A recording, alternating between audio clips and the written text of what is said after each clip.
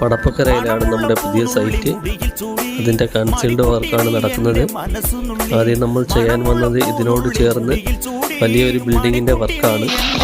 അപ്പോൾ ഇതിൻ്റെ ഓണർ പറഞ്ഞത് പ്രകാരം ഈ പഴയ ബിൽഡിങ് റീവയറിങ് ചെയ്യുകയാണ്.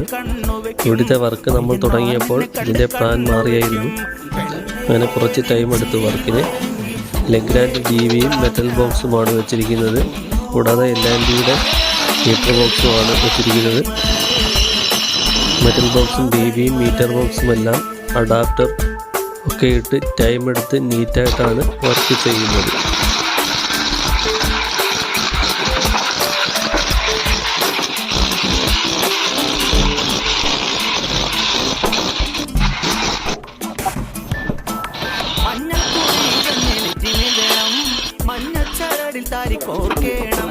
മഞ്ഞൾ കുറി തന്നെ നെറ്റിമേ